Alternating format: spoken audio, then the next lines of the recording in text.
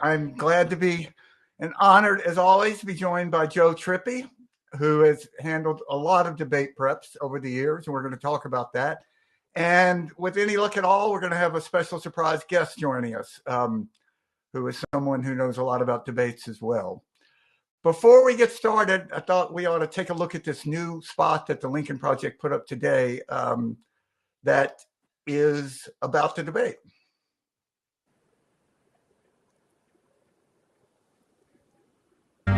In 2020, they met in a historic debate. Please welcome California Senator Kamala Harris and Vice President Mike Pence. For 90 minutes, they disagreed on many issues. The American people have witnessed what is the greatest failure of any presidential administration in the history of our country. And here are the facts. 210,000 dead people in our country in just the last several months. Kamala Harris, Senator Harris, I'm sorry. It's fine, I'm Kamala. They debated issues from COVID to foreign policy, reproductive rights to the economy. But today, for the first time in history, the two participants of a vice presidential debate agree on one basic fact. I cannot, in good conscience, endorse Donald Trump in this campaign. Mike Pence joins another Republican vice president, Dick Cheney, in saying he cannot support Donald Trump. It's more than policy or ideology. Donald Trump is a bad man who tried to end American democracy. His own vice president knows it. It's time to put country first. America or Trump.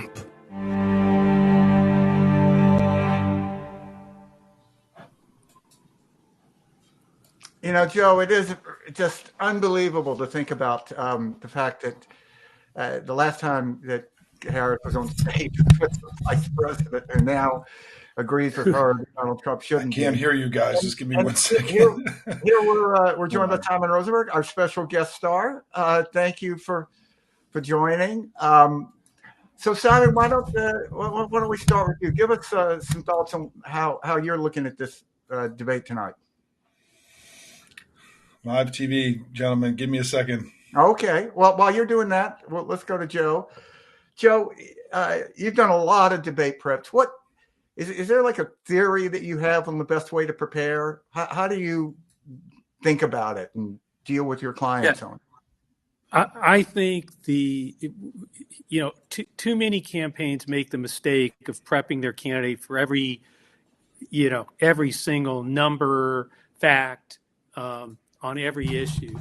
And I think that's a huge mistake. I think the people who win debates and the prep that wins the debate is knowing, that there's a predictable moment or a series of predictable moments.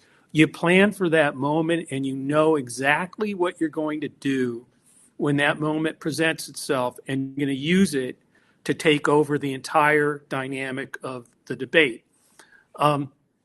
We've talked about this. There's a very famous moment in the debate, and I just want to sort of set the table. Paul Simon was ahead in first place in Iowa in 1988. Mike Dukakis was in second place in Iowa. They were fighting. It was like 29-29, fighting for. And in last place, literally at 7%, was a guy named Dick Gephardt, majority leader of the House, minority leader of the House at the time. Anyway, this was the debate weeks before Iowa, where he's in last place. And we knew that the focus was going to come on Simon's economic plan. And Simon had started to call his plan Simonomics. This may all sound very familiar to people, Bidenomics now. And so Paul Begala, Donna Brazil, and myself were the briefers and the prep folks for Dick Gephardt's debate. And we prepped him for that moment. He practiced what he was going to say when that moment presented itself. And when you hear the groans, we're about to play this. When you hear the groans at the end, or the kind of awe, in the audience, it's because at that moment, took the entire debate. That was the coverage the next day, and this is how it went. And then we'll get into how we defined Simonomics in a way that he would collapse. Dick Gephardt would surge to first place and win, and Paul Simon would take second, and Dukakis would go to third because of this moment. Program that really smacks of Reaganomics. And I think, Paul, a program that says that we can, through interest rates and through other economic changes, which Ronald Reagan has talked about, that we're going to balance the budget. Simonomics is really Reaganomics with a bow tie. And I think we got to be straight with the American people. It's time to stand up and say to people what it is we're going to do to get this budget balanced. First, before you say anything, I just got to say, what a different era to have men of that quality in a debate. I mean, and we're debating real stuff. I mean, real economic and talking policies. about something that actually mattered, not about who's eating cats. Right, but the point was that we prepared for many things, but we prepared for specific moments. So Kamala Harris knows, we know, Donald Trump's going to come on immigration. He's going to come on crime. He's going to come on inflation and the economy. We know those three things. So it's more about being prepared for literally the left hook you're going to throw when that predictable moment comes to turn it to your advantage. And that's what Dick Gephardt did a great job of that in that debate. And the prep was all towards that, planning for what are you going to do when this moment presents itself? How are you going to take control of the debate? By the way, I think Trump does an excellent job of this. I mean, he kind of, whatever instinctively or just out of insecurity, whatever, when the moment comes, he takes advantage of it. But I think Kamala being a prosecutor, I think you're going to see this tonight. There's going to be 2 or 3 moments that they know are coming. They've planned for them. And those are going to be the moments that actually decide who won that debate. After that debate in Iowa with Gephardt, the coverage the next day was all Simonomics is Reaganomics. Right. And in the Democratic Party, forget it. I mean, I'm sorry. Whatever you think of Reaganomics. I mean, that was a moment like Mondale's What's the Beef? What's the beef? Where's right? the beef? Where's the beef? Jerry Hart that sort of it's credited. Yeah, there's lots of those. That's what I'm saying. The moment you remember Reagan, I paid for that microphone. And so, and I won't, the moment, look, they knew it was coming. I was there. I worked for Vice President Mondale. They knew the question about his age. Reagan knew that. That was the big question. Was Reagan too old? People forget this now because but he knew that was going to be the question. They were ready for it. As soon as he got asked, he said that he would not use his opponent's youth and inexperience against him in the campaign. And even Walter Mondale, the Vice President of the United States, cracked up. The entire audience, everybody did. It was the moment that turned that debate, and Reagan had lost the first one. This was in the second one when he came back, and that was the moment where he seized the initiative again. So it's I think when you really look back at the history of these things, it's somebody who's planned for the moment, knows what they're going to do, has thought it out, has an authentic thing. This wasn't something that Dick Gephardt was fed. He instinctively got and believed that Simonomics was what it was, what he thought it was. Anyway, that's what he said. I mean, ultimately, debates are arguments. In my experience with debate prep, and I was thinking about it, the first presidential debate prep I did was for Bob Dole, is each candidate seems to have a sense of how they best prepare. So like in 2000, I did debate prep for Bush and Cheney, and they had completely different approaches to it. Cheney liked to do full run-throughs. He liked it to be at the same time of night that he was going to have the debate. And he would talk about it like in a sports metaphor, that I want to walk on the field and feel like I've already been there and I'm comfortable with it. And he would have us like sort of dress up so that it didn't feel like, you're sitting around kind of in shorts and your PJs. And we would rent this dinner theater in Jackson Hole so he could be on a stage. That's how he liked to prepare. George Bush hated run-throughs, hated them. He thought they were stupid. And he liked to have these deep dives into one subject. Ask me 10 questions about education, 10 questions about whatever. And he would compare it to baseball and say it was a pepper drill. And I got to say, we finally had one debate run through before the full, the first debate, which was between Gore and Bush at the Kennedy Library. And I remember this vividly. Then Governor Bush sort of went along with it reluctantly. And Mark McKinnon and I had to come up with podiums. And the only podiums we could get were these band podiums from the Crawford High School that had big treble clefs on them. So we were in the basement of this church, and the whole thing had this like absurd quality to it. And I think it's fair to say that Governor Bush was terrible. But it was like he was just walking through this. I don't want to do this. You guys want me to do it? I'll do it. And I can remember we were driving back, and we're like, we're doomed. This is going to be. Yeah. But he came out on stage and had a good debate against Gore and Kennedy. No, but you're right. I mean, I think Biden wanted. It was more the studious. I want all the facts. I want to go through the books, and you got to do. I mean, it's whatever the. Whatever they think the candidate, whatever they feel comfortable with to raise their confidence level, right? Yeah, which is a lot of and it. they all are different, like you said. They're all very, very different. Yeah. But my experience has been plan for the moment, and go for it. And the ones that can do that and executing is not that easy sometimes because you have to. No, look, this is what I always say, to candidates about these prepared lines. Actors usually can't land a line on the first take, which is why you do multiple takes. So it is a real skill. Simon, are you with us now? Yours? Wait, yeah, you're still muted. Can we? Okay, there you go. Okay, we have the technology.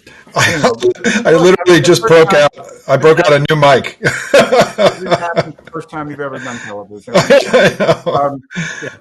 Great stories, by the way. Great stories. Tell me what you're thinking about tonight. How are you looking at this? Two things, and I wrote about this a little bit today. One is that I hope that the vice president just goes in and just does it. You know what I mean? Like, you can overthink this stuff. Yep.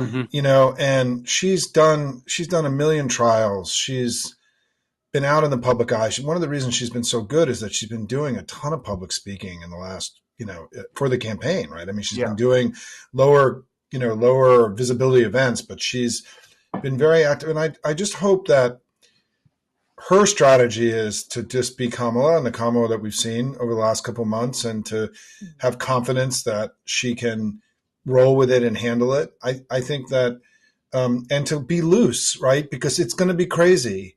He has to make it as crazy as possible. And it's also just who he is right now. And I think the second thing, as somebody who did thousands of appearances on Fox News over a long period of time, I do think the thing that I hope they really practiced with her more than anything else is when he starts saying things that she doesn't understand, and that he starts going into sort of, because I don't think that Kamala Harris is a student of Trump's obscure language and his crazy things that he says. Let's hope not, right? She has better things to do. And I think that there are times when, in the last days that I was doing Fox regularly in 2018, there were times where I was on air where people were saying things that are in sort of like the MAGA cult language and mythology that I literally had no idea what they were talking about, and that they were things that didn't actually happen in the real world. For example, if Trump starts talking about the Haitian animal eating stuff over the last couple of days, how is the vice president supposed to respond to that stuff, right? And because I think that when you're live and you have to respond and you're in a setting, the idea that you're having to respond to something that A, you have no idea what they're talking about, or B, that never happened, I hope they're just ready for those moments, because it can be jarring, right? It can be as a person, I don't have as much experience dealing with these debate preps, but I've done lots of TV. And there were times when I'd be on air and I would get rattled a little bit because I really had no idea what to say, right? Next. Yeah. And I hope that they've prepared for her being the limitations of her understanding of his craziness and his madness, and that there's sort of a prepared strategy for that. Like, Donald, I didn't really understand anything you just said. I'm sure that nobody else did who was watching either, right? And I think those moments are going to be really important, because they're going to come frequently if he is similar to the way he's been over the last few months in his public speaking. Yeah, one of the things, Simon, that's exactly right, though. I was on at the same time, and there was that whole period where Fox just, like, you'd be on with somebody and have literally no clue. And it was so out there that, like, how do you respond? And I remember having those same feelings that you're describing. And I think that's a really important point that I hope they've prepared for. Yeah. And can I just say, Stuart, what's important about it is that, you're trying, whenever I went on Fox, I always felt like I was a guest in somebody's house, and I was really respectful and tried my best. Like, I tried really hard because I wanted Republicans and conservatives to think that Democrats weren't crazy and all this stuff. And so when you're on and you can't actually follow what's happening, you kind of panic a little bit, right? Because you don't want to be disrespectful. You don't want to, I think, there is being respectful in these kinds of settings is really important. I know he's not going to do that, right? But I think that it's respecting not him, it's respecting the audience and the people who are watching, to not allow this to go into a food fight. And I would work so hard in these settings to not take the bait, to not let these things descend into craziness, all the attacks on Democrats. And I would just laugh and I would just say my piece. And I'm sure they've practiced this, right?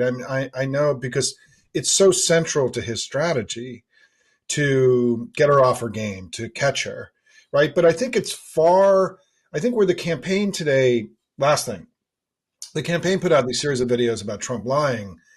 And I don't think what he does any longer is lying. I think it's too benign a term. I think that he's living in an alternative universe. He is spending more and more time, as Greg Sargent used to call it, Foxlandia, than he's spending in the world that we all inhabit. And it is disturbing, actually, and it's terrifying and dangerous. And I think we're going to see that tonight. I mean, I was on an interview earlier today on a major network where the Republican was saying, we don't know which Trump is going to show up tonight. And I almost started laughing, like, of course we know which Trump is going to show up tonight, like the crazy Trump, because there's only one Trump, right? And I think it's going to be very interesting to see how the anchors and the moderators, now that they realize that the kind of hands-off way the first debate went was not great, how they manage his, things like when he says, let me give you one example. When he says, well, Democrats, abort after birth, right? And essentially accusing us of murdering children, which is not a thing. And, when he says those kinds of things, like, what happens tonight? And I, because that's not a lie, right? That's it's an invention. Because he can't beat the party that he's running against. So he has to invent a new one that is far more pernicious than the one. So anyway, those are just some thoughts. No, it's like when in that debate, the last debate with the president, when Trump was just asserting that Roe v. Wade was incredibly unpopular. Right. I mean, what do you do? I mean, it's everybody wanted it gone. Everybody wanted it gone. I mean, it's sort of like, well, it is an alternative. That's the best way to describe it, as an alternative reality. So, look, let me ask both of you. Joe, start with you. If you could write the most favorable headline coming out of this for Harris, what would that be? How would you think that it would show that she had a good night? I don't know. I mean, like, I think I'm very confident in her that she'll prosecute the case against him. I think that may be it, that she prosecuted the case against Trump and for America's future, and now the American people are the jury. I mean, that's sort of what I would, the feeling I think you want to, whether it's said that way, whether the press reports it that way, that's what I want the viewers to feel, that that they're the jury and that she's prosecuting the case against him and for their future. And I think if that's what happens, it will definitely define the race in the way that we want it to after this debate. And what about you, Simon? What do you think would be the best? I think it's similar. It's something around, she held her own and made her case, and Trump was, and that. I don't know that this doesn't need to be a knockout. I mean, we don't have to raise expectations here. I mean, right. She just has to take the time to let the American people know who she is. She has to not get rattled, right? That's super, super important tonight. I mean, he's going to try to really rattle her. And she's got to land a few punches, but I think it's far more important that she tells her story. Whatever version of a headline that I would prefer would be Kamala Harris successfully introduces herself to the American people. And I think that one of the things that I just have noticed recently in the campaign is they are talking about Trump a lot now. And I think we just have to be a little bit careful, right? She's still got to stay on offense and continue to tell her story as the primary way that she engages in public. And then we have to go after Trump. I think it's sequentially, it's got to be offense first, to her telling her story, her filling in the details that people want, and then, indicting him. But I think that the polling today, the New York Times poll was a clear outlier. Nate Silver literally just tweeted a few minutes ago, Harris had an amazing day of polling, right? Nate's, playing all sides in this thing. But she's ahead by 2 to 3 points. We're in better shape in the battlegrounds. We've got a far superior campaign. We should win. And we have to, we just have to go execute the campaign that's in front of us. And we should be able to win the election. We don't have to do extraordinary things. We don't have to pull rabbits out of a hat. He's got to pull a rabbit out of a hat tonight. He's got to look like a president, which I think is a lot harder than her looking like a good presidential candidate. Well, he's also, he has I think and we've talked about this a lot, he really does have, in my view, a ceiling around 46%. It's been pretty persistent from the get-go. And the third party stuff just doesn't seem to be there. That's not going to be enough. So he actually has to expand somehow, and he can't do that. I mean, because he's got to bang away and keep his base energized and excited and give him more red meat. And so I think he's in a much more difficult position. Yeah, I agree, Joe. Yeah, than Harris is right now, than we are. Yeah. If you just think about it, I think he had a terrible debate against President Biden last time. We just don't talk about it because President Biden had a worse debate. Let's be honest. But if he had walked out on that stage, or if he walked out on stage tonight and said, "Look, I'd never run for office before. I was elected president. I learned a lot. I'm going to be a much better president next time. And we had a tumultuous time when I was in office. That's not how it's going to be next time. And I want you to give me another chance." That would help the guy. People would say, okay, maybe there's some self-awareness here. But he literally, it's like asking a defensive tackle to run like a go route. He literally is incapable of saying those words because he can't admit that he made a mistake. And I find that if I was working in a campaign, it must be incredibly frustrating, because when you take that speech that was written for him to give at the convention as acceptance speech, it was a pretty good speech. He just couldn't even give that speech, compare what he said to what the prepared text was. Listen, I think there's evidence that they were so horrified by his performance in the last debate. I mean, they took him off the trail for like 2 weeks. I mean, he did like 3 events over a 14-day period. And I just got the sense, and I don't know when the books are written about this, I think they all freaked out about how unwilling he was or how incapable he was of following the script. And I think that they were shocked in the way that they were probably shocked at what happened at the convention too. And, the notion that somehow this guy, and if you've listened to him recently, I mean, as I've been writing this week, I mean, he's spending far less time in the world that we all live in. And the idea that he's going to sort of show up for 90 minutes and sound like a conventional candidate, it's not likely. And I think part of the most interesting part of this is going to be if the anchors or the debate moderators sort of go into that a little bit, right? I mean, at some point, is there going to be an external person challenging the fantasy world and the crazy world and the lying and the invention and the fabulism and everything else, right? And will they try to burst that bubble? Because if they do, it could be devastating for him, right? I mean, in terms of the narcissistic injury and everything else. And the fact that, he loved the last debate because they never challenged him, right? And because he's never challenged.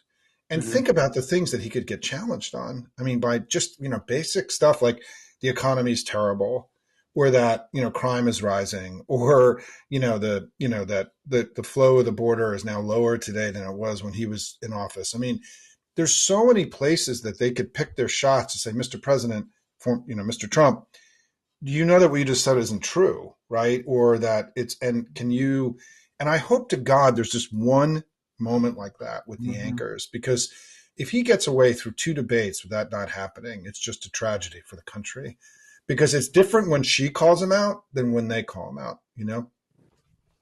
Yeah, no, I think that's absolutely true. And, when the last debate, when he was able to assert these things and it went unchallenged, it then became like, well, this must be true. Right. No, it's like if you said to someone, you're a space alien. And if you didn't say, well, actually, I'm not, I'm a human being, you go, okay, well, maybe that person's a space alien. I don't know. And it's unfair to expect the alternative candidate to correct every misstatement. And it's like a ref in a soccer game. I mean, if they don't establish, how they're going to ref the game early, then the players take advantage, right? And I hope to God that there's some kind of forceful, like, hey, dude, we're having a debate here in the United States of America. You got to stop lying your ass off here, or some version of that, because putting the whole burden on her is what Trump wants. Trump wants her to be responding to him and not telling her story. And that's why when Dana Bash and Jake Tapper claimed that they had no responsibility for this, it was a shocking, as somebody who used to work in the news business, I still remain shocked that CNN somehow rationalized the way they managed the debate. I was thinking, if Donald Trump had said to Jake Tapper, well, Jake, as everyone knows, you've been a Russian agent and convicted of plagiarism, right, and then went on, I think Jake would have said, well, that's not actually true. I never was. One would imagine. Right, yeah. I mean, you just kind of let these things go out there. Well, look, guys, really looking forward to this tonight. We don't work for the Harris campaign. I don't think we ever need to lower expectations as they do by sort of form. I think she's going to have a great night. That's my bet, because if nothing else, take some time tonight while you're watching the debate and turn off the sound and just watch the 2 candidates. And I think that is really going to tell the tale here of an angry man. And the headline I would like to see would have angry in it. An angry Donald Trump attacks Vice President Harris or something. Because I just don't think that that's going to be likable. Well, my closing thought on this is that every debate, regardless of the planning of the moments and all that stuff that we're talking about, it's the contrast. Yeah.